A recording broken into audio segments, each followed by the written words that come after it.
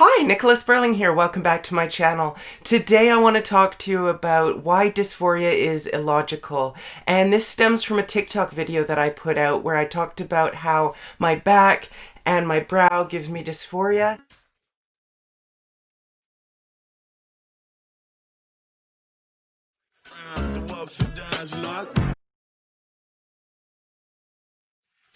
I had a lot of really supportive comments come from that. A lot of people telling me that I have no reason to be dysphoric about my back because plenty of cis women have broad shoulders, or that my brow bone doesn't seem like it's overly pronounced, things like that. And while I can appreciate the comments and the compliments, it doesn't get to the root of the issue. It's not as simple as just saying, you look great, and therefore the dysphoria goes away. This is something that people internalize, and it's something that is, like I said before, illogical. So that's what today's video is about.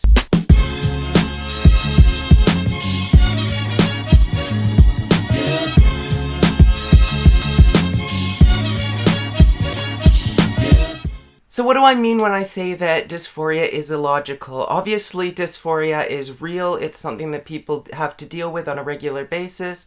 It's something that I personally deal with, and it is not logical. That's what makes it so difficult to address.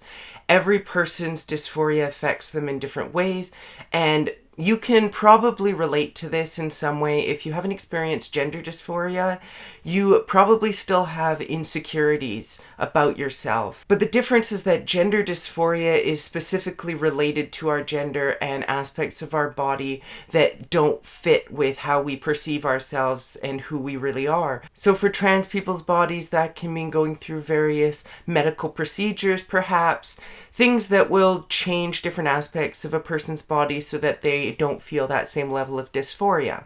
Now, I've gone through some of these procedures, and like I mentioned in my last video, I don't talk about trans surgeries, and I'm not going to talk about what I've personally had done, but I have gone through some procedures, and that was to address aspects of my dysphoria that I couldn't address through positive self-talk and through trying to be easy on myself.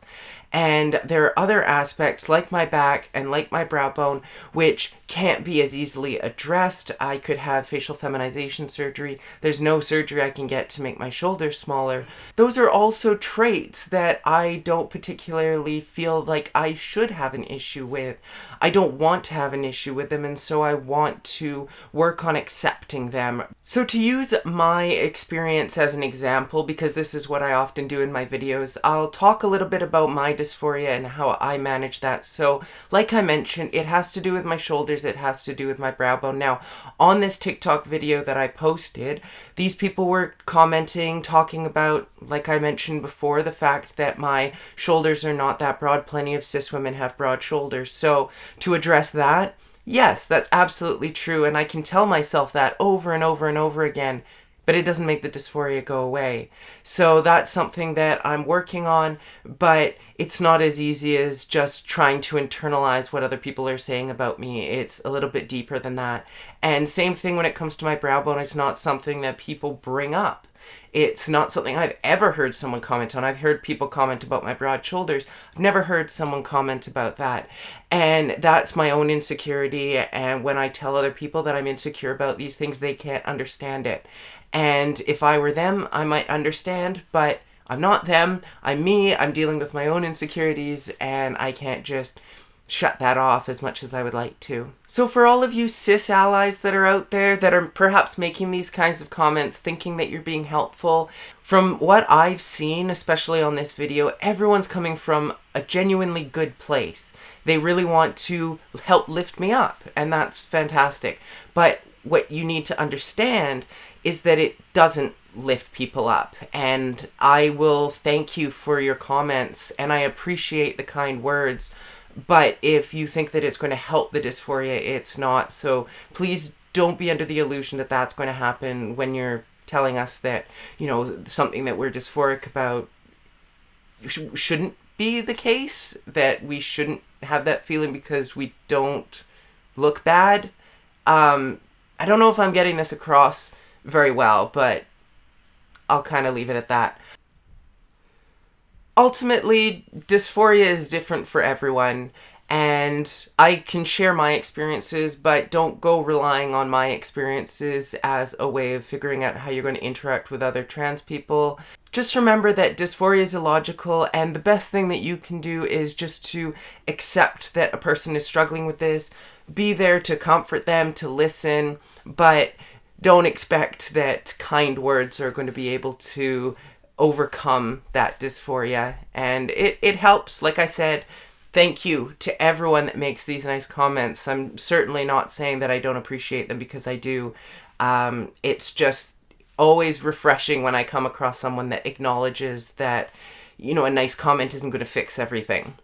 And I also, that's sort of my message to cis people, is just basically don't assume all trans people are the same, that we all deal with dysphoria in the same way, that our dysphoria follows some kind of logical reasoning, or that your kind words are going to be any kind of match for this dysphoria.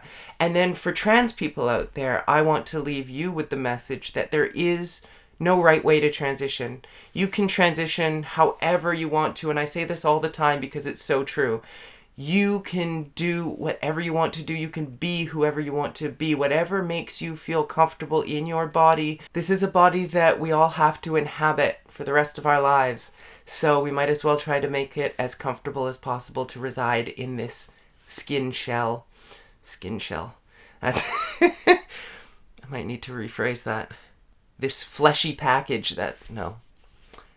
This humanoid encampment? No. This sack of skin. No. This meat balloon. No. What are we inhabiting? Where did I even go with this? Human sacks of... Something about sacks. What was I talking about? How did we get here? Where have I gone wrong? I mentioned fleshy... What? I'm lost. I am absolutely lost. The f*** was I even talking about? What was I talking about? I'm just thinking of fleshy sacks.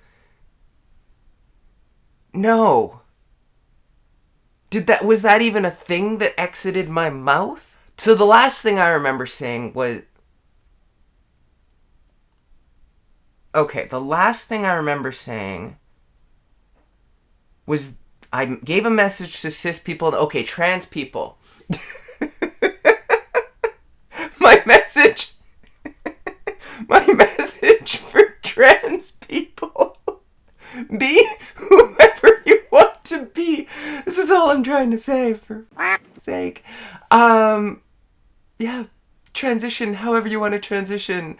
No one's dysphoria is the same, and the things that make me dysphoric are not going to be the things that make you dysphoric, and vice versa. And if you can get through your dysphoria, if it's not bad enough to do something about it, or if it's not possible to do something about it because you don't have the money, or you don't want to go through surgery, or whatever it might be, it's something that can't be changed, like my shoulders, that's okay. Focus on the things that you can change to make your life better, and do it however you need to do it to be the most comfortable you that you can be. Those were some words. Whew! It's a late night. Is that it? Did I get it? Is that what I wanted to say? Is that everything I wanted to say? I'm loopy. Yeah. That's what I got.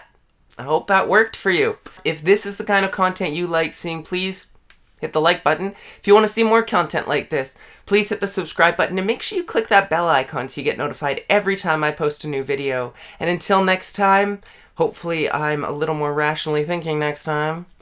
Have a nice day.